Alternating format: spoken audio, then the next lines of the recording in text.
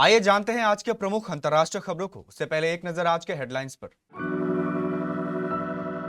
आपने राघव चड्ढा को राज्यसभा उपनेता पद से हटाया, कहा सदन में पार्टी की तरफ से नहीं बोलेंगे। अमेरिका ईरान जंग की आड़ में भारत के खिलाफ गंदी हरकत कर रहा पाकिस्तान। बेंगलुरु की टेक प्रोफेशनल ने कलाई काटी, गोलियां खाई, फिर फांसी लगा ली। शाह बोले 15 दिन बंगाल में रहूंगा, ममता को घर से हराना है। क्या ट्रंप ईरान युद्ध से निकलने की कोशिश में और उलझ गए हैं? स्पेशल फोर्सेस, मरीन्स और एयरबोर्न सैनिकों का अमेरिका मध्य पूर्व में कैसे कर सकता है इस्तेमाल? ईरान का दावा, अमेरिका को हमारी सैन्य शक्ति का अंदाजा नहीं। जंग के बीच बड़ी तैयारी, 100% टैरिफ लगा सकती है ट्रंप। रणवीर कपूर के रामायण को टक्कर देगी एक और रामायण। क्या ऋषभ पंत अब बतौर ओपनर ही उतरेंगे? आम आदमी पार्टी ने गुरुवार को सांसद राघव चड्ढा को राज्यसभा के उपनेता पद से हटा दिया है। उनकी जगह यह पोस्ट राज्यसभा सांसद अशोक मित्तल को दे दी गई है। पार्टी ने राज्यसभा सचिवालय को पत्र लिखकर यह जानकारी दी।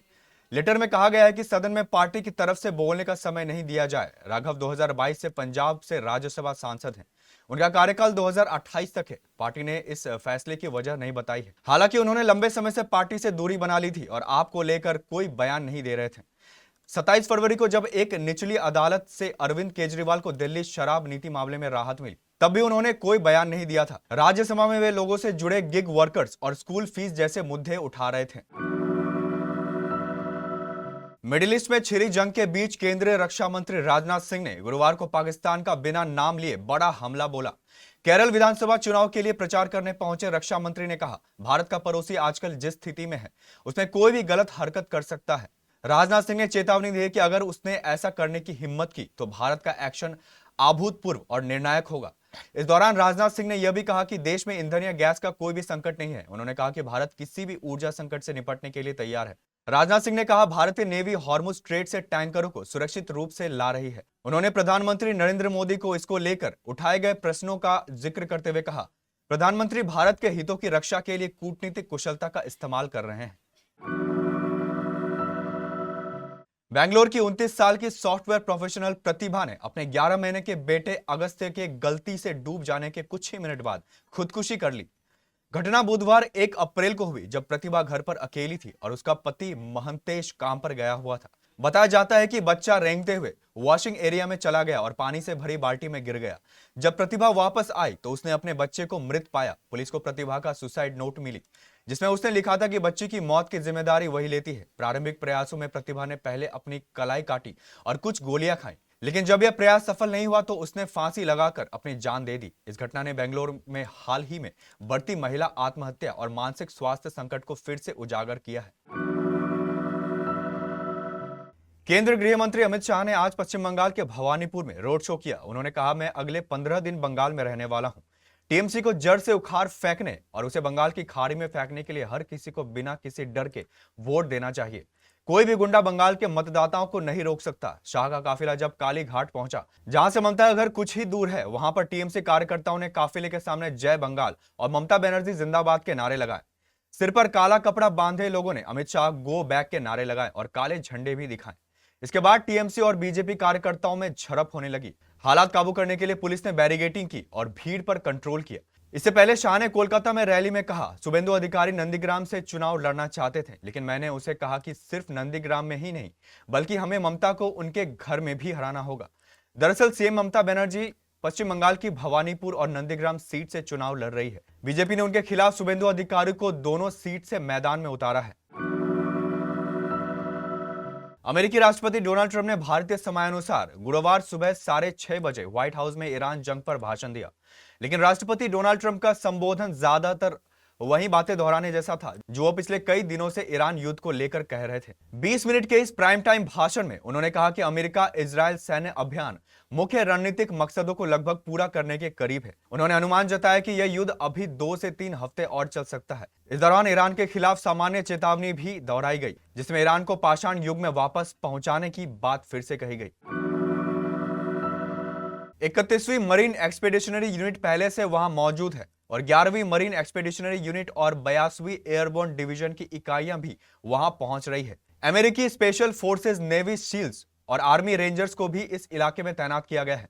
पहले से तैनात सैनिकों के उलट इन यूनिट्स को जमीनी ऑपरेशन के लिए इस्तेमाल किया जा सकता है। अब तक अमेरिका और इजरायल ने ईरान की जमीन पर बड़े स्तर पर जमीनी कार्रवाई से परहेज किया है। कुल मिलाकर कम से कम 8,000 सैनिक फारस की खाड़ी क्षेत्र में पहुंचेंगे।